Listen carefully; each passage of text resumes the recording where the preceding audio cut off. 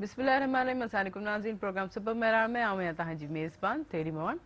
नाज़रीन तव्हांजो असांजो साथ बि हूंदो फ़ोन कॉल जे ज़रिए। नंबर अनाउंस कंदुमि जेको स्क्रीन ते बि ईंदो हूंदो 02221022855 डायल के असांजे प्रोग्राम में ज़रूरु शामिल थींदा। जी त नाज़रीन अॼु लॉकडाउन जो अॼु टियों ॾींहुं आहे ऐं पर उन जे बावजूद बि असांखे काफ़ी जेके हज़रात आहिनि उहे ॿाहिरि जेके घुमंदे फिरंदे नज़र अचनि था। ख़वातीन जो रेशो एतिरो कोन थो नज़र अचे, जंहिंमें त जेके यंगस्टर जेके असांजा नौजवान जेके छोकिरा आहिनि उहे इलाही जेके क्रिकेट खेॾंदे ऐं मतिलबु के शइ जो माना ख़ौफ़ ई कोन्हे उन्हनि खे। इहो आहे त हिन में छा ई कोन्हे। छा सॼी दुनिया जॾहिं लॉकडाउन जो ऐलान थी करे या हेतिरी जेके इटली में जेकी डेथ रेशो एॾो वधी वियो आहे, छा हीअ सभु मज़ाक़ आहे? छा ही तव्हांखे छा थो लॻे त सॼी ख़ासि तौर ते जेके सिंध गवर्नमेंट जेका इनिशिएटिव वरिता आहिनि फौरी तौर ते एतिरा इंतज़ामात कया आहिनि, त छा ही सभु मज़ाक़ आहे? इन्हनि सभिनि शयुनि खे तव्हां लाइट वठंदे तव्हां छा साबित करणु चाहियो था? त इहे जेकी बि असांजे लाइ सेफ कॉन्शियस विधा आहियूं, जी कर्फ्यू वग़ैरह जो बि ऐलान ख़बर न आहे, कंफर्म न आहे, लेकिन कर्फ्यू वग़ैरह जो बि ऐलान जी थिए थो त लेकिन इंसान पैनिक न करे ऐं इहो बि न ॿिए खे बि ख़ामख़ा गुमराह न करे त बाबा हीअ का बि शइ न आहे, कोरोना जहिड़ी का बि बीमारी न आहे, हीअ सभु जेके आहिनि गेम्स आहिनि, प्लैनिंग्स आहिनि, इहे सभु कुझु ईअं कोन्ह थी सघंदो आहे। पूरी दुनिया ईअं लॉकडाउन कॾहिं बि कोन्ह थी सघे थी ऐं न ई एतिरे डेथ रेशो जेको आहे हिकदमि सां माण्हू इन कोरोना वायरस जी वजह खां अगरि मरनि था त इट मीन्स ई का रियलिटी इन में मौजूदु आहे। त ख़ुदा रा जेको आहे पंहिंजे ख़्यालु कयो, ॿाहिरि वञणु करणु। ॾिसो असां बि हिते तव्हां लाइ ई जेको आहे अवेयरनेस ॾियण लाइ ई हजूं पिया। असांखे बि केतिरा जेको सुबुह सां चेकिंग एतिरी थिए थी, बार बार असांजे आई.टी. कार्ड्स वग़ैरह चेक कनि था, रोड रस्ता बंदि आहिनि, ॿिए रोड खिचणी वरी टे रोड ते जेको आहे असां कहिड़ी मुश्किलात सां जेको असां हिते पहुचूं था। सिर्फ़ु तव्हां लाइ त जीअं तव्हांखे असां अवेयर करे सघूं था, तव्हांखे ॿुधाए सघूं त ॿाहिरि सूरत हाल केतिरी ख़राबु आहे ऐं पंहिंजे घर ताईं महदूद हुजो। पोइ बि कराची ऐं ख़ासि तौर ते हैदराबाद जहिड़े काफ़ी इलाइक़नि में हजूम करे माण्हू वेठा आहिनि, होटल्स खुलियूं पियूं आहिनि। सम्झ में नथो अचे त हीअ कहिड़े क़िस्म जा इंसान आहिनि, छा हू पंहिंजी लाइफ सां सीरियस कोन्हनि। तव्हां पंहिंजे लाइ एटलीस्ट नथा सोचो त तव्हां पंहिंजे घर वारनि लाइ सोचो, तव्हां उन्हनि लाइ सोचो, तव्हां पंहिंजी फैमिली फ़र्द लाइ सोचो त मन ख़ासि मां ॿाहिरि वञा थो, इन्फेक्टेड थी पवां त घर ईंदुमि त इहा ई जेकी वबा मुंहिंजे घर वारनि खे जेका लॻी वेंदी, त पंहिंजे लाइ एटलीस्ट नथा सोचो त पंहिंजे घर वारनि लाइ, पंहिंजे माउ पीउ वालदेन, पंहिंजे बचनि लाइ इहो सोचो। जिते नाज़रीन असांजे प्रोग्राम में हमेशह ख़ूबसूरत महिमान मौजूदु हूंदा आहिनि। अॼु बि असांजे प्रोग्राम में ख़ूबसूरत महिमान मौजूदु आहिनि। अचो त नाज़रीन तव्हांजो उन्हनि सां तारुफ़ करायूं। इशरत अली ख़ान साहब पाण जेके आहिनि सीनियर जेके रेडियो जा कंपेयर आहिनि ऐं काफ़ी वक़्तु जेको दौर पंहिंजे पाकिस्तान में जीअं सैलाब आयो, जंग आई, हिननि काफ़ी ॾिसी चुका आहिनि, त उन्हनि जे बारे में मज़ीद आहिनि। हीअ जेको कोरोना जो बि वक़्तु आयो, हीअ बि पंहिंजे इन्हनि जे पॉइंट ऑफ व्यू सां ॿुधूं था त छा चवणु चाहिनि था। जी देखिए, जहाँ तक आपने अभी बात की कि लोगों को समझना चाहिए, अगर लोग नहीं समझेंगे ना तो वो ये नहीं समझ पा रहे हैं कि इसका आफ्टर इफेक्ट्स क्या है। आफ्टर इफेक्ट समझे, ये इनफरादी जंग नहीं है कि भाई मैं हूँ, मैं अकेला हूँ, मैं भले कह दूँ कि नहीं मुझे तो खौफ नहीं आता, बड़ा दिलेर हो जाऊँ, लेकिन इनफरादी जंग नहीं है, ये इज्तिमाई जंग है। यानी मैं तो कर लूँगा, चलें, खौफ दिखा रहा हूँ, मैं निडर हूँ, बहुत बहादुर हूँ, लेकिन जो चीज़ मैं अपने साथ हासिल करूँगा उसको मैं जो पास ऑन करूँगा ना अपनी फैमिली में, अपने मोहल्ले वालों में, अपने शहर वालों में, तो वो इंतहाई ख़राब होगी। इसलिए कि मैं अपनी वजह से, अपनी अपने आप को दिलेर दिखाने की वजह से दूसरों को इसमें क्यों मुब्तला करूं। तो ये हमारे यहाँ होता जा रहा है। पहले एक ज़माना था कि लोग सुनते थे बहुत ज़्यादा, अब ऐसा लग रहा है कि जैसे वो सुनने की हद से ज़रा दूर निकल गए। चले इसे सुनने से हम स्टार्ट करेंगे। आपके साथ हमारे और भी गेस्ट मौजूद है। जी तो नाज़रीन पाण जेके टेक्निकल कॉलेज जा प्रोफेसर आहिनि, हाणे जीअं ॾिसो उस्ताद आहिनि ऐं जीअं त हाणे बंदि थी चुका आहिनि हर शइ, त उन्हनि जे स्कूल्स कॉलेज यूनिवर्सिटीज़ ऐं इंसान पंहिंजे घर ताईं महदूद थी चुको आहे। यकीनन उहे बि हाणे पंहिंजे घर में ई महदूद, लेकिन तव्हांजे लाइ अवेयरनेस ॾियण लाइ हू छा सूरत हाल आहिनि एज़ अ सिविल सिटीज़न, उहे छा था सोचनि, हू तव्हांखे ॿुधाइण लाइ अचिया आहिनि रोहिल अहमद शेख साहब। अस्सलाम वालेकुम। तव्हांखे भलीकार सुबुह मना प्रोग्राम में। जी छा चवणु चाहींदो इन सॼी सूरत हाल, छा सही आहे, छा ग़लति आहे, तव्हांजो छा नज़रियो आहे? सही इन करे आहे त मामिलो हाणे ईअं आहे त हिकिड़ी इनफरादी हैसियत में तव्हांखे इज्तिमाही जंग विढ़णी आहे। बीमारी हुजे, जंग में बि ईअं थींदो आहे, जेके तव्हां हथियारनि सां जंग विढ़बी आहे, उन में बि हिकिड़ो सिपाही जेको आहे सो पूरो फ़ौज जे बराबरि थी वेंदो, तॾहिं वञी तव्हांखे पोयनि संभालींदो। असां जॾहिं जंग में ॾिसंदा आहियूं त हिकिड़े जंहिंजे हथ में अॻियां बंदूक हूंदी आहे उहो पोयनि खे सपोर्ट कंदो आहे। हींअर हर फ़र्द जेको आहे घर में पंहिंजे फ़ौजी जी तरह सां जेकॾहिं इहो ॾिसे त भई मूंखे बीहणो आहे, बीहणो इन सेंस में आहे त पाण खे बचाइणो आहे। हींअर इहा वबाई बीमारी आहे, वबाई हाणे इहो मसइलो कोन्हे, ऐं इन बीमारी जो तालुक़ु तव्हांजे अंदरि सां आहे। जेतिरो अंदरि मज़बूत हूंदो, इम्यून सिस्टम जंहिंखे चवनि था, ख़ौफ़ जेतिरो पैदा थींदो इहा बीमारी या इहो वायरस ईअं एतिरो असरु कंदो। ख़ौफ़ न हुजे पर बेपरवाही बि न हुजे। माण्हुनि में हिन वक़्तु जेका मुआशिरे में ॾिसूं था, ख़ासि तौर सां नौजवान तबिको, असां बि हाणे थोरा पुराणा नौजवान आहियूं, पर जेको बिल्कुलु यंग तबिको आहे, जंहिंखे फर्स्ट ईयर इंटर जा ॿार चओ, यूनिवर्सिटी जा स्टूडेंट्स चओ, उन्हनि जा के अहिड़ा रूटीन्स हुआ उन वक़्तु जेके उहे ख़तमु नथा थी सघनि।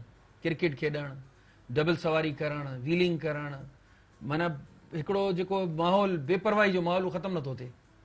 आख़िर इहो शइ कीअं डेवलप कजे, जेको मुआशिरे में असां हमेशह हर प्रोग्राम में मां तव्हां सां बि कंदो हुउमि ऐं ॿियनि दोस्तनि सां बि कंदो हुउमि, त तालीम पुठिते हली वई आहे। तालीम जो पुठिते वञण जो रीज़न हीअ आहे, सही ना सम्झी, ना समझ समझ ख़तमु थी समझ वई आहे। ख़त्म थिया। लेकिन ये समझण जे लाइ काफ़ी कुछ माण्हू सीरियस आहिनि बि, कुछ न आहिनि बि, कुछ लेकिन या इंतहाई वरी ज़हन ते पंहिंजो तारी करे छॾनि था। त ख़बर सभिनी खे आहे, सही इहा ख़बर सभिनी खे आहे त वायरस आहे, अलाह न करे कंहिंजो इंतकाल बि थी थो वञे, तकलीफ़ बि थिए थी, पर जेको हिकिड़ो अहसासु हूंदो आहे न ॿिए जे मरण खे मरण ॾिसी, जो। हुन मामे जो मौत ॾिसी मरण खां ई रूह खॼी वियो, उहो ख़तमु थी वियो आहे। ॿिए जी तकलीफ़ जो अहसासु, सुखे खे सहो न, बुखे खे ॾियो न, इहो सिस्टम थी वियो आहे। मूंखे जेकॾहिं पेट भरे मानी मिले थी, मूंखे पाड़े जी ख़बर ई कान्हे त हुन मानी खाधी न खाधी, चौकीदार जी फैमिली कीअं थी हले, जमादार जेको सही। अचे थो उनजी फैमिली कीअं थी हले, सही जेका मासी तव्हांजे घर में कमु करणु अचे थी, बोरची अचे थो, उनजी फैमिली कीअं थी हले, इहो अहसासु ई ख़तमु थी वियो आहे। माण्हुनि मां इहा शइ ख़तमु थियण जे करे जेके बीमारियुनि सां गॾु अज़ाब अचणु शुरू थिया आहिनि। हीअ अज़ाब आहे अलाह जो, अलाह साईं रहम करे, असां सभिनी ते पंहिंजो रहम करे रब पाक, पर हीअ हिकु क़िस्म जो अज़ाब आहे जेको इंसानु ईअं बेफ़िक्र थी वियो, बेरहम थी वियो ॿिए जे तरफ़, उहो अज़ाब असांखे हिन शिकिल में नज़र थो अचे, ॿियो कुझु बि न आहे। हीअ दौर ख़तरनाक थो हले पियो। सही था चओ, सही। ईश्वर साहब, तव्हां पंहिंजे वक़्तु पंहिंजी ज़िंदगी में काफ़ी सूरत हाल ॾिठियूं, ऐं जीअं तव्हां रेडियो ते तव्हां उन्हनि खे अवेयरनेस बि ॾिनी, त छा असरु थो थिए अवेयरनेस जो, केतिरो असरु तव्हांखे लॻे थो? एक ज़माना था कि जब हम महसूस करते थे कि बहुत ज़्यादा असर हो रहा है, लोग सुनते थे, लेकिन अब लग रहा है कि शायद उस वक्त इन लोगों के एक कान हो, उसी को सुन लेते हो, दूसरे कान का अब मालूम हुआ है उन्हें अच्छा कि अब दो कान है, इससे सुनो और इससे निकाल दो। ऐसा नहीं है। हम जैसे ये मेहरान टीवी ने भी आपके लिए बहुत सारे प्रोग्राम तरतीब दिए, हमें इस बुरे वक्त में, जबकि सब तरफ से लॉकडाउन ही है बहुत, और बड़ी मुश्किल से ये आना है। शेख साहब को ही पता होगा, आपको भी, कि यहाँ एक एक जगह हमें बता के आना पड़ा। तो आने का मतलब ये था कि हम आपको बताएं कि भाई ये बीमारी कोई इतनी आसान बीमारी नहीं है, देखने में नज़र नहीं आ रही है, लेकिन वो दुश्मन बहुत ज़्यादा ख़तरनाक होता है जो देखने में नहीं आए लेकिन वार ज़बरदस्त करता हो। तो ये वार ज़बरदस्त कर रही है, क्योंकि पूरी दुनिया के हालात अभी हमारी फिंगर टिप्स पे हैं। मीडिया की बदौलत हमें पता पड़ रहा है कि फ्रांस जैसे एडवांस कंट्री में क्या हो रहा है, इटली जैसे, अमेरिका में अमवात का तादाद इतनी बढ़ती जा रही है, बरतानिया में बढ़ गई है, और मेरा ख्याल है 190 ममालिक में अब तक जो इतलात हैं ये फैल चुका है। तो हमें देखना चाहिए कि जो इतना मूजी मरज़ है कि जो हमें नज़र नहीं आ रहा, हमें तो नज़र नहीं आ रहा, तो ये स्ट्रेटेजी होती है फौजियों की और मिलिट्री इस्तिलाह में इसको हम कैमोफ्लेज कहते हैं। कैमोफ्लेज का मतलब ये होता है कि खुद को छुपाओ। तो अगर हमारा दुश्मन खुद को छुपा रहा है तो हमें क्या ज़रूरत है कि हम उसके सामने आए, हम भी उसी स्ट्रेटेजी को सामने रखें ना, कि हम भी खुद भी छुपें और छुप कर उसके वार को सहें और फिर उसे पसपा करें, हम भी खुद कैमोफ्लेज करें जब उसने कैमोफ्लेज किया हुआ है। तो ये हम नहीं कर पा रहे हैं, हम हिमाकत कर रहे हैं कि जो सामने आ रहे हैं। तो इसका मतलब, जैसे अभी शेख साहब ने कहा ना, कि ये एहसास की कमी के साथ साथ एक और भी चीज़ है जिसकी कमी मैं महसूस कर रहा हूँ। जैसे एक लफ्ज़ है उर्दू में भी और सिंधी में भी सागिल लफ्ज़ इस्तेमाल थींदो आहे, शऊर। शऊर में जो बीच में अखर है ना, वो ऐन का है, और ऐन का मतलब होता है इल्म, अक्ल एंड इल्म, है ना। हमारे साथ मसला क्या हुआ है कि हमने शऊर में से ऐन को माइनस कर दिया है, अब शोर रह गया है। ऐसा लग रहा है कि वो भी शोर मचा रहे हैं और हम भी शोर मचा रहे हैं, फ़ायदा कोई नहीं हो रहा। फ़ायदे का मतलब ये कि भाई हम जो कह रहे हैं अपनी तमाम तर एक्सपीरियंस को सामने ला रहे हैं, जो हमने पीछे देखा है कि लोगों ने जब परवाह नहीं की तो फिर वो सफ़ाए हस्ती से मिट गए। सही कह रहे वाकई ॾिसो पहिरें वक़्त में सिर्फ़ु इंसान रेडियो ते ॿुधंदा त वाकई हिते ईअं थियो आहे, एॾी बीमारी थी आहे या ब्लास्ट थियो आहे, या हेतिरा माण्हू जेके थियनि था घरनि ताईं महदूद हुजो या सिक्योरिटी पर्पस लिहाज़ जंग सां जा ऐलान रेडियो ते थींदा। रेडियो ते थींदा त माना हिकदमि सां अहसासु थींदो या छा, या वरी अहिड़ी बि वबा हूंदी या वरी कंहिंजी ॻाल्हि ताईं कोई माना ईअं शेयर करे कॾहिं, पर हाणे सोशल मीडिया जे थ्रू या इलेक्ट्रॉनिक मीडिया थ्रू तस्वीर छा वीडियो सॼी उन्हनि खे नज़र अचे पई, घर में तव्हांखे मोबाइल ते मौजूदु आहे सभु शइ माना ॾिसी करे पहिरियों त माना ॿुधी करे इंसान यकीन करे वठंदो त वाकई ही सच थो चए, असांखे एहतियात करणु घुरिजे। पर हिते हींअर सभु ॾिसी करे हेॾी डेड बॉडीज़ अलाह रहम करे सॼी दुनिया ते, पोइ बि जेके आहिनि सभु लाइटली जीअं तव्हां सभिनी चओ त बसि हर कोई पंहिंजे पाण ते, त ई कहिड़ी स्ट्रेटजी आहे, ही कहिड़ी जनरेशन आहे? इल्म जी कमी थी वई आहे माण्हुनि में, इल्म जी कमी या एहसास जी उहो ई ऐन ख़तम थी वियो आहे। साईं वारी ॻाल्हि इशरत साहब वारी, त शऊर मां ऐन ग़ाइब थी वियो आहे। इहा असां मुस्तक़िल ॻाल्हि कंदा रहिया आहियूं, पर हाणे हे त हिकिड़ो जेको आहे सो बिल्कुलु हिकिड़ो मिसाल ॾियण लाइ आहे त बाक़ी हिकिड़ो सिर्फ़ु हाणे जिते वेंदव तव्हांखे अहिड़े क़िस्म जा माण्हू मिलंदा, माना को सिर पैर न हूंदो ॻाल्हि जो, को मक़सदु न हूंदो ॻाल्हाइण जो, ॿुधंदे बि न सम्झण जो को रीज़न न हूंदो।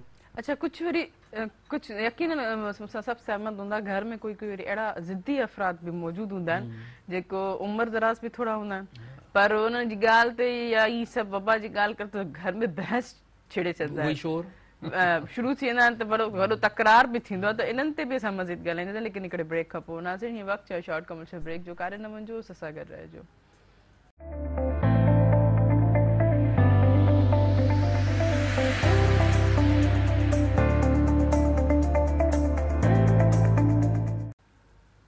वेलकम बैक नाज़रीन, नाज़रीन की कॉल मौजूद है, कॉल वठता से। हेलो अस्सलाम वालेकुम। वालेकुम सलाम जी केर किथां खां पंहिंजो तारुफ़ कराईंदा? जी जी मां ज़हीर ते नड़ कंडियारो खां ॻाल्हायां। अवांखे भलीकार सुबह मेरान प्रोग्राम में ऐं छा पिया कयो, कीअं पियो तव्हांजी वेकेशन्स गुज़रनि, मोकलूं कीअं पियो गुज़रनि, घर में महदूद आहियो या ॿाहिरि घुमो पिया? जी असां महदूद आहियूं घर। हाँ ॿाहिरि त कोन था वञो, ये एहतियात करणु ज़रूरी आहे। कोरोना वायरस जे बारे में तव्हां छा चवंदा, कहिड़ी वबा आहे, कहिड़ो ख़ौफ़ अथव अंदरि?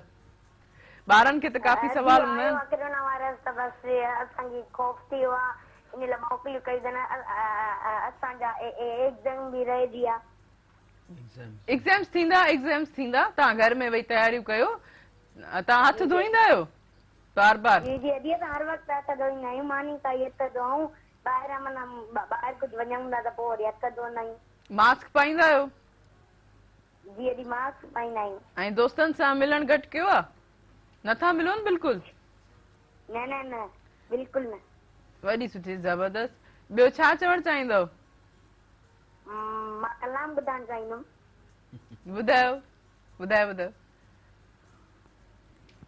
मुंहिंजे अङण ते आसणा तुले नेण विछाया मां, तोनियूं पतीरियूं गुलाबन जो, तोनियूं पतीरियूं गुलाबन जो, तुंहिंजे मथां छिटाया मां, मुंहिंजे अङण ते आसणा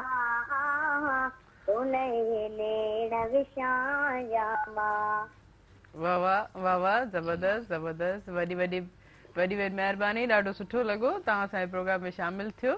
ऐं बाक़ी ॿारनि खे ईअं ई हुजणु घुरिजे, घर में महदूद थी करे इहे प्रोग्राम ॾिसी अवेयरनेस वठनि ऐं थोरो पार्टिसिपेट बि करनि, ऐं उन सां गॾो गॾु पंहिंजी स्टडी ऐं जेकी बि कोरोना जे बचाव जे लाइ जेकी बि तदबीरूं ॿुधाई वयूं आहिनि उन्हनि खे अमल करनि। जी ईशर साहब, आपकी बात हो रही थी, आप कह रहे थे कि लोग जो है सुनते क्या, एक ज़माना था कि बहुत सुनते थे, सीधी बात ये है। अच्छा, एक मीडिया की जो अवेयरनेस है वो हमेशा से रही, जब से मीडिया मैदान में आया है, और यहाँ से जो है कम से कम हम देखते हैं कि जैसे हैदराबाद शहर की बात करता हूँ मैं, अपने शहर की, तो यहाँ पर जो है सबसे पहले जो आया मीडिया वो रेडियो आया, और ये आया 17 अगस्त 1955 को। अच्छा, उसके बाद से बहुत से ऐसे मौके आए, बहुत से ऐसे मौके आए जब रेडियो की वजह से लोगों को चीज़ें पता पड़ी, वरना कुछ नहीं जानते थे बाहर का क्या हाल। मिसाल के तौर पर पहल जो है हैदराबाद में 65 की जो जंग हुई थी इंडिया से, تو وہ ریڈیو نے سب سے پہلے بتایا. پھر ریڈیو پہ ایسے اویئرنیس کے پروگرام آتے تھے, ہمیں کیا کرنا چاہیے, کیسے دشمن کے جہازوں جو حملہ کریں تو ہمیں کہاں پناہ لینی چاہیے, کیا. تو ایک جو ابھی آپ نے ایک جملہ کہا نا اس بچی سے کہ آپ محدود گھر میں رہیں, یہ بڑا خوبصورت ہے کہ محدود. پتہ ہے اس سے ملتا جلتا ایک لفظ بتا دوں کہ اگر آپ محدود ہیں تو محفوظ ہیں. محفوظ ہیں, بالکل. میں ایک کال لے لوں, آپ یہیں سے اسٹارٹ کریں. ہلو, السلام علیکم. ابھی وعلیکم السلام. جی ابھی خوش ہے ہو؟ بالکل ٹھیک ٹھاک. باپ مجھے پہ جو تعارف کرائیں. چلیے سر کاکا گٹ عارف کاکا خان تلکو حیدرآباد ضلع حیدرآباد. اما کی بھلی کار صبح میران پروگرام میں جی چھا چوڑ چاہیں دو. ابھی پروگرام میں ہلے پیو پروگرام تو صبح میران ماشاءاللہ مہمان کے گھرائے پیا اویئرنیس ڈیو پیا مانن کے اویئرنیس مانن کے ملے پہ. پر شہری مانو ہیں وہ پڑھے لکھل پر بہراڑی مانو ہیں وہ پنجو کم کار میں لگا پیا لاباری موسم آ تو اتنے 5 7 10 15 مانو گڈ پیا ہلن. وری جڏهن اگا اگا آهن سريشر تے اتنے گڈ پیا ہلن ان تے بہراڑی میں ایترو عمل ٿئے کون پيو. ان جي لاءِ گورنمنٹ ته سٺو قدم کھيو آهي. وزير اعظم سندھ به کوشش ڪري پئي ته وزير اعظم سندھ به کوشش ڪري پيو ته ماڻهن کي اويرنيس ڏجي ۽ ماڻهو لاڪ ڊاؤن کرايو ته ماڻهو گھرن ته رهن. پر بهراڑي ۾ اويرنيس خبر تو آهي پر هڪڙي کن کان ٻڌن پيا ٻئي کن کڏيو ڇڏين ۽ جيڪڏهن ٿاڻي جا SHO یہ عمل کرائن ته ڪجهه ٿي سگهي ٿو. ان جي لاءِ اهو رڪويسٽ آهي منهنجو. ٹھیک ہے ٹھیک ہے. وڈی وڈی مہربانی. ॾिसो हाणे ॻाल्हि इहा जीअं पाणी तव्हां चओ त सिंध हुकूमत जेका सिंध गवर्नमेंट इनिशिएटिव वरिता आहिनि, अहिड़ा स्टेप्स वरिता आहिनि. लेकिन ॿियो जेको आहे असांखे पंहिंजे क़दम जेके आहिनि पंहिंजे हिफ़ाज़ती क़दम पाण सोचणु घुरिजे. त वाक़ई हीअ असां लाइ ॻाल्हि बसि उहा ई अचे थी न त ॾिसो सभु सम्झ में तव्हांखे ॾिसो सम्झ में अचे थी छा ॿिया नथा सम्झनि. जी रोयल साहिबु ॻाल्हि कयो त सभिनि खे ख़बर आहे त हीअ छा ग़लति आहे छा सही आहे. लेकिन अमल करण जी जॾहिं ॻाल्हि अचे थी त किथे न किथे थोड़ी ज़िद या ना बि अची थी वञे. इन ते बि मज़ीद ॻाल्हाईंदा. लेकिन इशर साहब जी इशर साहब ہاں تو میں نے کہا تھا نا کہ ہمیں مطلب یہ کہ ہمیشہ سے رہا ہے یہ کہ میڈیا جو ہے وہ سب چیز کرتا ہے. اخبارات ہوں, پرنٹ میڈیا ہو, الیکٹرانک میڈیا ہو, اور اب تو سوشل میڈیا میں بھی بہت ساری چیزیں تو بہت کام کی بھی ہوتی ہیں, بہت نہیں بھی ہوتی ہیں, لیکن بہت ساری. اچھا اس کے بعد پھر کوئی اور ایسے یعنی یہ آیا کیا کہتے ہیں انتخابات آئے. انتخابات کے موقع پر بھی سب قسم کی کہ کیسے ووٹ دینا ہے کیسے نہیں دینا ہے, یہ بھی ساری اویئرنیس جو ہے پہنچائی گئی. اس کے بعد پھر یوں سمجھ لیں کہ سیلاب آیا 2005 میں آیا نا. سیلاب میں میڈیا میں اس وقت میرا بھی تعلق ہے میڈیا سے تھا. تو ہم لوگوں نے اتنا کام کیا کہ لوگ گاؤں گوٹھوں سے یعنی آس پاس کی جو گوٹ ہے نا پسگردائی جس کو کہتے ہیں طرف, وہاں سے لوگ سامان لے کر آ رہے ہیں بھر بھر کے گاڑیوں میں اس میں, اور سامان ہمیں دے رہے ہیں. اس زمانے میں میرا یہ قریبی تھا, ایسا جمع ہو گیا سامان کہ وہ بلڈنگ والے کہنے لگے صاحب یہ اتنا سامان آپ کیسے. ہم نے 3 ٹرکس میں پہنچایا وہاں پر. تو یہ ہے لوگوں کو سمجھ میں آتی ہے, لیکن کچھ ہمارے لوگ ذرا دیر میں سمجھتے. صحیح. میں روयल صاحب کے پاس آؤں گی. روयल صاحب جی ॻाल्हि हले पई. मूं चयो हिकु फर्द हूंदा आहिनि घर में हिकिड़ो ज़िदी जेके खामखा बहस बि कंदा आहिनि. सम्झ सभु हूंदी आहे, सभु ख़बर हूंदी आहे त वाक़ई हीअ असां लाइ ज़रूरी आहे. अहिड़नि लाइ छा चवणु चाहींदव तव्हां? इहो ई त इनखे त चऊं था शऊर. इन ई नाले जो त शऊर आहे जंहिं मां ऐन ग़ाइब थी वियो आहे, जेको हिकिड़ो शोर रहिजी वियो आहे. इहा ई जेका असांजा अच्छा गोड़ करण वारा, न सम्झण वारा या सम्झाइण वारे खे सम्झनि बि था त इहो पंहिंजो आहे, असांजो वॾो आहे, इन जी ॻाल्हि सही हूंदी. पर हिकिड़ो जेका सीरियसनेस आहे, जेको हिकिड़ो संजीदोपन आहे, उहो ख़तमु थी वियो आहे. हिकिड़ी ॿी ॻाल्हि जेका साईं जेका फ़ोन ते बि ॿुधाई, हिकिड़ो मां इन ते थोरो कमेंट करे वठां त वरी पंहिंजी ॻाल्हि ते था अचूं, छो जो वरी विसरी वेंदी मूंखां ॻाल्हि. अधे चयो त जेको फुटियूं था कनि, जेके हुन में लाबारो था कनि, उन्हनि खे मना कयो या SHO करे. हिकिड़ी शइ सम्झण जहिड़ी आहे, हीअ वबाई बीमारी आहे, हिन में डिस्टेंस मेंटेन करिणो आहे. मिलण खां मना न कयो.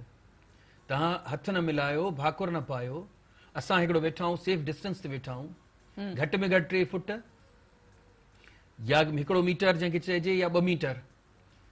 हिकिड़े कमरे में वेहो था, वञो था. अच्छा, उन्हनि माण्हुनि ते इहो इल्मु पहुचायो त जेकॾहिं को कमु ॾिसो न, हींअर बि गवर्नमेंट केतिरो बि खणी कर्फ्यू करे, केतिरी बि लॉकडाउन करे, कुझु बि करे, पर उन लेटर में ई लिखियलु आहे त एसेंशियल सर्विसिस जारी रहंदियूं.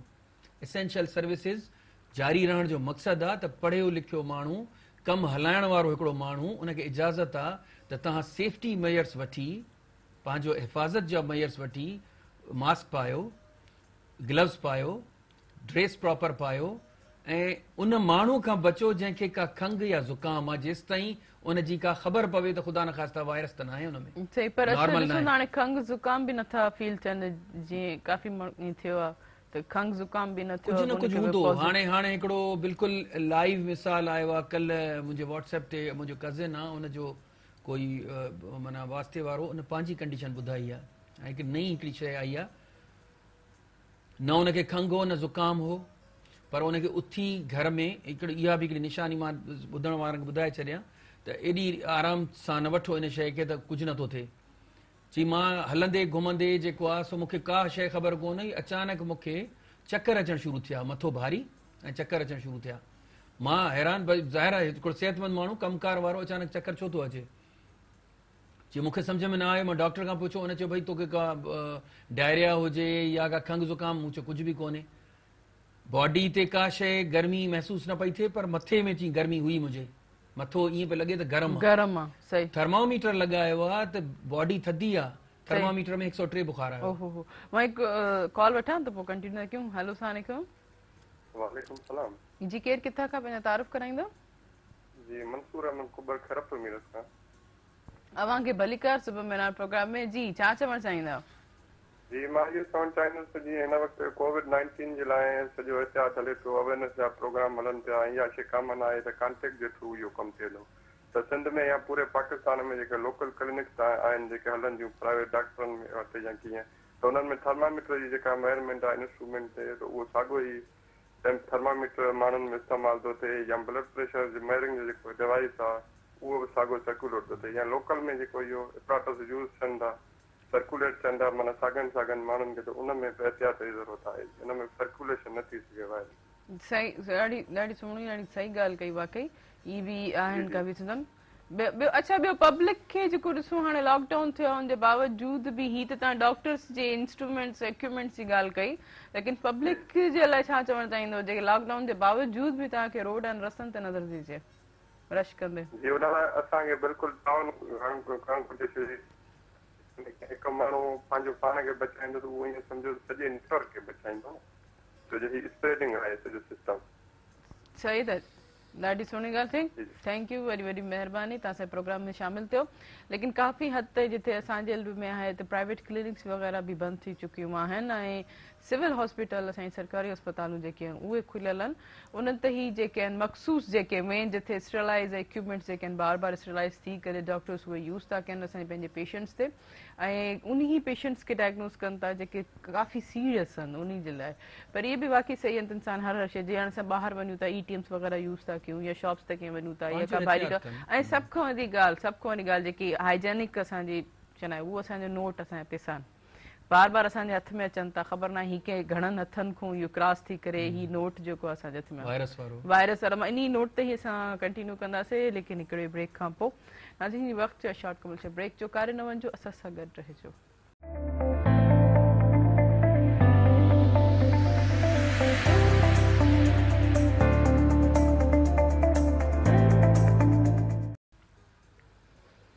वेलकम बैक नाज़रीन की कॉल मौजूदा कॉल वरदासीं। हेलो अस्सलाम वालेकुम। वालेकुम सलाम, अधिकरालन बिल्कुल ठीक ठाक बाबू जा, पंहिंजो तारुफ कराईंदा केर किथां खां? मां इल्ताफ शेख फ्रॉम सखर खां थो ॻाल्हायां, मां उस्ताद टीचर आहियां डबल सेक्शन हाई स्कूल में। अवांखे भलीकार दा सुबह में प्रोग्राम में जी छा चवण चाहींदो? प्रोग्राम ॾिसो पिया? अदी इहो माण्हू जेको आहे ॿार अकेलो त निकिरी सघे थो न बाथ ट्रैक लाइ, या इहो त बोर थो थिए माण्हू घरों निकिरूं खां माना सॼो ॾींहुं घर वेठा आहियूं परेशान था थियूं, चवनि था निमाज़ ते बि न वञो, इहो कीअं? ॾिसो न बाक़ी तव्हांजी ॻाल्हि सही आहे त बोर त इंसान त थिए थो, लेकिन इहा जेकी वबा फैलजनि आहे इंसान अस्पताल में ई ॾिसो गॾु थियनि था या इहे सभु शयूं असांजे लाइ पंहिंजे लाइ केयर लाइ आहिनि। तव्हां ॿियनि सां मिलंदो या 3-4 कठे माण्हू ॿिया हूंदा, तव्हां त ॾिसो शौर वारा उस्ताद आहियो, उस्ताद किथे शागिर्द जेको आहे 8 कलाक स्कूल में ॾिसो जीअं वेहे थो टाइम स्पेंड करे थो, उते गजूम सां 3-4 माण्हू ॿिया हूंदा, ख़ुदा न ख़ास्ता उन्हनि खे का इहा कोरोना हुजे पोइ कहिड़ी ख़बर त तव्हां में डिलीवर न पर उहो त ठीकु आहे, तव्हांजी ॻाल्हि सही आहे, पर मुंहिंजे नज़रिए मुताबिक़ असांखे अलाह ताला कलमो ॾिनो आहे, असांजे पाकिस्तान जे मथां रहम थियल आहे, अहिड़ी काई ॿाहिरीं वबा आहे, अलाह कंदो रहम थी वेंदो, पर असांखे वाक़फ़ लाइ एॾे माण्हू वञे न थोरो, जीअं माण्हू जो ॼणो बेशऊर थी आहे, एक्टिविटी ख़तम थी वई आहे। एक्टिविटी को वधीक त असांजो पहिरियों हिफ़ाज़त ई आहे, क्योंकि असां पाण पहिरियों पंहिंजी सेफ कंदासीं त पोइ ई फैमिली खे जेको असां पंहिंजो हरकत आहे। तव्हां सामान वठी अचो, पंहिंजा जेके टाइम सां वञो, अकेला वञो, अकेला मोटी अचो, तव्हां पंहिंजा मास्क पाए वञो, हैंड ग्लव्स पाए वञो। पर तव्हां ॾिसो जीअं गैदरिंग कंदो न भाउ मुंहिंजा, तव्हां जीअं गैदरिंग कंदो 3-4 माण्हू सां वेंदो त ख़ुदा न ख़ास्ता उन्हनि खे कंहिंखे हुजे, तव्हां पंहिंजो वरी वापसि घर अचो त तव्हांजी फैमिली इन्फेक्टेड थी वञे, त इहे त असां ख़्यालु कंदा, हीअ असांजे सिर्फ़ु ख़्याल जे लाइ आहे, हीअ असांखे बाउंड करण लाइ न आहे। त हीअ ॾिसो ताज़ा तयार थी करे नाश्तो करे स्कूल वेंदा आहियूं, ॿारनि खे पढ़ाईंदो, हुन में मज़ो ई पंहिंजो हूंदो आहे। हाणे ॼणो बेमुदाइत मोकला थी वियूं आहिनि ऐं असां परेशान आहियूं ॾाढा। सही, बिल्कुलु। उस्ताद खे उहो ई मज़ो ईंदो आहे शागिर्द खे पढ़ाइण। उस्ताद हाणे पंहिंजे घर में रही जे चवनि पिया हाणे जेके आहिनि मोकलूं रमज़ान खां बाद में थींदियूं, उन में मज़ो ई पंहिंजो हुयो। उहे जेके मोकलियूं मज़ो ॾींदियूं आहिनि, उन में इंजॉयमेंट माण्हू घुमण ईंदो आहे। हे जेके असांजी बेबका मोकलियूं आहिनि, इन में असां इंजॉयमेंट कंदा आहियूं। ॿारनि जा हाणे इम्तिहान हलंदा न, हे अप्रैल वारे महीने में, ॾाढो मज़ो ईंदो आहे। सही था चओ, हर कंहिंखे पंहिंजे, लेकिन ॾिसो इहा मोकलूं कोन्हनि, इहे एहतियात आहिनि। ऐं वाक़ई मज़े जी ॻाल्हि ॾिसो हाणे, पर सॼी दुनिया इटली जो हाल ॾिसो, असांखे उन्हनि खां सबक़ सिखणु घुरिजे। इटली जेका वॾी वॾी महिरबानी, तव्हांजी कचहरी ॾाढी भली हुई, इलाही सुठो लॻो। उमेद आहे त तव्हां असांजे प्रोग्राम में ईअं शामिल थींदा रहंदो, पर लख थोरा तव्हांजा। लेकिन ॾिसो इहे सभु असां लाइ पंहिंजे एहतियात लाइ ज़रूरी आहिनि। इटली ॾिसो केयर कोन कई, ऐं ॾिसो न, अच्छा तव्हां या त ईअं कंदा कयो, अहिड़ी कचहरी करे कंहिं न कंहिंसां घर ते फ़ोन असां वटि हाणे अवेलेबल आहिनि, असां वटि सोशल मीडिया अवेलेबल आहे, वीडियो कॉल जी फैसिलिटी ज़रूरु मौजूदु आहिनि। ईअं कचहरी करे कंहिंसां न कंहिंसां तव्हां फ्रेश थी वेंदा कयो। Thank U. ऐं जीअं त ॾिसो रोहित साहब, इहे सभु ॻाल्हियूं वाक़ई इंसान जेके तव्हां बि छा चवणु चाहींदो हिननि ते? साईं खे पहिरीं त मूं सोचियो पियो विच में ॻाल्हायूं, पर उहो लंबी थी वञे ॻाल्हि। सखर खां पियो ॻाल्हायां, मुंहिंजो ॻोठु आहे त मां सलाम करणु पियो चाहियां, त मूं चयो सखर खे सलाम चइजो। ॿी ॻाल्हि जेका साईं हिकिड़ी ॻाल्हि कई त निकिरण लाइ बोर थो थिए, ज़रूरी आहे माण्हू निकिरे, हवा खाए, उस खाओ, ॿाहिरि वेहो, पर उनजे लाइ जुती ॿाहिरि जी अलॻि रखो। कपिड़नि जो जेको न आहे त हिकिड़ो प्लास्टिक जी हिकिड़ी का शीट मथां ॿधी छॾियो। इहा सहूलियत पंहिंजी फैमिली लाइ आहे, पंहिंजे लाइ न आहे। पर सर थोरे टाइम लाइ असांखे अगरि सैक्रिफाइस करणो थो पए, अल्लाह न करे मथां इहो लंबो अरसो बि हले, बिलफर्ज़ असल में लंबो अरसो ईअं हलंदो जो ख़ुदा न ख़ास विछड़जी पई न, पोइ हिन जा महीननि जा महीना, सालनि जो साल थी सघे थो। त जीअं हाणे चाइना कुझु महीननि में रिकवर करे वरितो, उहो रिकवर अच्छा थियो बि उते ई स्टार्ट। रिकवर करण जी हिकिड़ी वजह हुई आइसोलेशन। आइसोलेशन जेका मां तव्हांखे पहिरीं बि ॻाल्हि ॿुधाई, पहिरीं बि जेको रियल हिकिड़ो, ॿिया त हाणे सॼियूं जेको हिकिड़ो व्हाट्सएप ते हले थो त हर को घर में PhD स्कॉलर जी डिग्री थी वई आहे उन्हनि वटि, एॾा असां वटि टोटका अची विया आहिनि। पर हीअ मां जेको ॿुधायुमि पियो तव्हांखे, हिकिड़ो असांजे कज़िन जो दोस्त हुयो, उन पर्सनल हिकिड़ी ऑडियो शिफ्ट कई हुई ताकी सभिनी खे अवेयरनेस मिले। जेका मां ॻाल्हि उहा कंटिन्यू कयां, उहा ख़तमु कयां त वरी पोइ हिन ते था अचूं। 103 बुखार हुनखे सिर्फ़ु थर्मामीटर मां मिलियो। थर्मामीटर जे बुखार खां पोइ हुन कंसल्ट कयो, हुनखे चयूं कोई हिन जो इलाजु कोन्हे, तूं आराम सां आइसोलेशन करे अलॻि कमरे में अलॻि जॻह ते रहो। ऐं उन 2-3 ॾींहंनि खां पोइ हुन इहा ऑडियो मोकिली चई मां हींअर बिल्कुलु ठीकु आहे। मक़सदु मुंहिंजे चवण जो त साईं बि हिकिड़ो उस्ताद आहे, या ॿारनि खे पढ़ाइण सां टीचर थी करे जेकॾहिं इहो चवंदो त मूंखे जेका आहे सो ॿाहिरि निकिरणो आहे ऐं मां बोर थो थियां। ॾिसो घणी शयूं अहिड़ियूं हूंदियूं आहिनि, शायदि मां चवंदा आहिनि न, को हिकिड़ो मज़ाक में चवंदो आहे त मुलो जेको चवे उहो कयो, जेको करे उहो न कयो। टीचर जी बि उहा ई क्वालिटी आहे, टीचर जेको चवंदो उन ते माण्हू अमल कंदे त कोई कोन थो ॾिसे। थी सघे थो साईं पंहिंजे लाइ महदूद रहंदो हुजे, पर इहो चवणु हुनजे लाइ ॿियनि लाइ हिकिड़ी मोटिवेशन थी वेंदी त मां बोर थो थियां। हिकिड़ो अहसासु आहे न इहो असांजो, इहो हिकिड़ी फीलिंग आहे बोरियत। भला हुनजो कोई तरीक़ो ॿियो कढी वठो, क़ुरान शरीफ़ घर में वेही पढ़ो, इस्लामी तालीमात वठो, ॿारनि खे पढ़ायो। मां इशरत साहब ॾे वञा। इशरत साहब तव्हां कीअं भला टाइम गुज़ारो था हिन कंडीशन में, रेडियो ते बि नथा वञो? मैं इनको मशवरा ही देना चाहूँगा कि आपने पूरी ज़िंदगी बाहर में किया है ना, अब आप घर वालों के साथ रह के भी बोरियत दूर करें, अपने बच्चे हों तो बच्चों के साथ, बीवी बच्चे उनके साथ बोरियत दूर करें, उनके साथ नई नई चीज़ें, यानी अगर आपके पकवान बनाने आते हैं तो पकवान बनाइए, कोई खेल खेल लें तो अपने बच्चों के साथ खेलिए। कभी कभी घर में रहकर भी बोरियत दूर की जाती है ना, ये तो नहीं होता कि हमेशा बाहर ही बोरियत हो। तो क्योंकि तमाम आपने इतने अरसे में आपने बाहर गए होंगे और घर वाले आपके लिए परेशान होंगे कि भाई वो हमें तो वक्त ही नहीं देते, तो अब ये बेहतरीन मौका मिला है कि अपने घर वालों को वक्त दें, उनके साथ रहें, उनके ख्यालात की जगह सिंधी में जाना ना डेवट करें, उनसे ख्यालात लें, समझे ना, उनसे ख्यालात लें, उनको ख्यालात दें, नई नई चीज़ें हों, तो ये भी बोरियत दूर करने का। दूसरे ये कि याद रखिए भैया कि ये जो बीमारी है ना, ये है ही बीमारी ऐसी कि इसमें आपको महदूद रहना होगा, यानी कम से कम जगह पे रहना होगा, तभी आप महफूज रह सकेंगे, अदरवाइज आप महफूज नहीं रह सकेंगे। आप लोगों में गए, आपने अपने आप को लोगों में फैलाया ना, तो फिर आप महफूज नहीं रह सकेंगे। फिर ऐसा मसला होगा कि आप, मेरे ख्याल है हमें सबको दूसरों से नसीहत लेनी चाहिए। इंसान 3 किस्म के होते हैं, एक वो कि जो खुद कुछ करके नफा और नुकसान लेते हैं, खुद किया यार इसमें नफा हो गया। मैं कॉल ले लूं, आप यहीं से ही स्टार्ट करेंगे 3 लोगों से, 3 कैटेगरी से। हेलो अस्सलाम वालेकुम। वालेकुम सलाम, वालेकुम। बिल्कुल ठीक ठाक बाबू मुझे पे तारुफ कराइंदा केर किथा का वाजी नज़ीर मोड़ा बनाए कासमाबाद वा अमा के भली कार सुबह मेरा प्रोग्राम में पर तो ये बताया ता घरन ताई महदूद आयो या बाहर वने पे जी बाजी पांजे घर में पंज लगा गए। कासमाबाद में तो कल को वठी लाई रश नजर अचे पई, टाउनन में तो कोन हुयो? ना ना ना दी बारा जी इलाके में था। अच्छा अच्छा, ॾाढी सुठी ॻाल्हि आहे, सोनी ॻाल्हि, क्योंकि कासमाबाद में कल इलाही रश नज़र आई, क्योंकि माण्हू पंहिंजे घरनि ताईं महदूद कोन हुया, लेकिन इहो सही कोन्हे। तव्हांखे छा थो लॻे, इहो सही आहे न पर असां घरनि ताईं महदूद हुजूं, लॉकडाउन हुजे? हा भाॼी सही आहे, पाण माना ॿार बच्चा सभु माना घर में वेठा आहियूं। ज़बरदस्त ज़बरदस्त। ॿियो कुझु चवणु चाहींदा? न बस इहो पुछा कई भाॼी। मेहरबानी तव्हांजी, वरी वरी मेहरबानी तव्हांजी, थोड़ा तव्हां से प्रोग्राम में सब जी साहब। हाँ, तो एक तो खुद करते हैं और उसका नफा नुकसान लेते हैं, ज़्यादातर नुकसान हो जाता है क्योंकि इब्तिदा में कर रहे होते हैं। दूसरे वो लोग होते हैं जो करते भी जाते हैं, मतलब ये कि करते भी जाते हैं और उसके नफ़े नुकसान से नफ़े को गेन करते हैं और नुकसान को छोड़ते जाते हैं। ये नुकसान, पहले वाले जो नुकसान को गेन कर लेते हैं। तीसरे वो होते हैं जो दूसरों के अमल से सीखते जाते हैं। दूसरे उसने ये काम किया, अरे नहीं नहीं ये हमें नहीं कर रहा। हमारी कौम को वो तीसरे वाले बनने चाहिए जो अक्लमंद लोग होते हैं। यार अगर इटली में ये हो गया तो क्यों हुआ? इसलिए कि उन्होंने लॉकडाउन नहीं किया। ईरान में हुआ तो क्यों हुआ? इसलिए कि उन्होंने लॉकडाउन नहीं किया, खुद को महदूद नहीं रखा, महफूज नहीं रखा।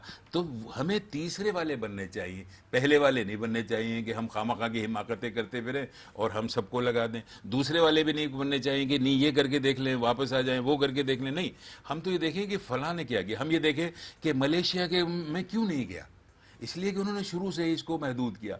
हम देखें कि हांगकांग में क्यों नहीं गया, इसलिए कि उन्होंने शुरू से महदूद किया। हम देखें इसराइल जैसे में क्यों नहीं गया अभी तक, इसलिए कि उन्होंने शुरू से महदूद कर लिया, अपने आप को बिल्कुल जिसको कहते हैं ना महफूज कर लिया। और ऐसे बहुत सारे ममालिक हैं जिन्होंने खुद को महफूज किया और अब मज़े से है। लेकिन अगर जिन लोगों ने इसको ऐसे ही टाला तो उनको ये भुगतना पड़ रहा है। तो हमें वो नहीं होना चाहिए। हमें वो होना चाहिए कि हम देखें ना यार उसको फ़ायदा कैसे पहुंचा, अच्छा यूं पहुंचा, तो हमें वो करना चाहिए। वो करना चाहिए। ऐं जीअं त ॾिसो सभु जेके ग़रीब तबक़ो, मां हिकिड़ो कॉल वठी वठां। हेलो अस्सलाम वालेकुम।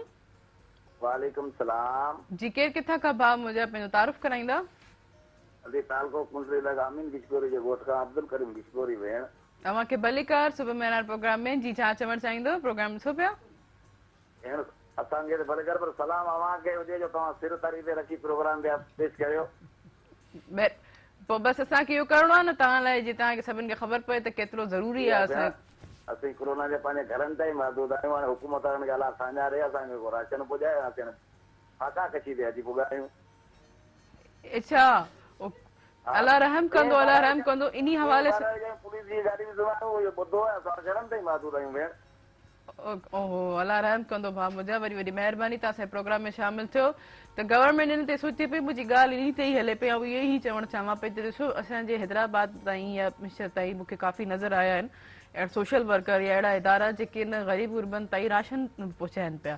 तव्हां ॾिसो कॉन्टेक्ट कयो किथां न किथां तव्हांखे ज़रूरु कुझु न कुझु मिली वेंदो ऐं पंहिंजे पाड़े में जेके ख़ासि तौर ते जेके असां साहिब हैसियत आहिनि उहे जेके आहिनि पंहिंजे पाड़े जो ख़ासि तौर ते पंहिंजी कम वारी मासियुनि जो वधि में वधि ख़्यालु रखो ऐं ईअं हेल्प थिए पई मूं ॾिठो आहे हींअर जेकी सिचुएशन आहे हिक ॿिए जी मदद माण्हू कनि पिया मां हिकिड़ो ब्रेक वठां हुन सां गॾोगॾु जेको नाज़रीन न्यूज़ ब्रेक जो टाइम थींदो काॾे न वञो असां सां गॾु विझो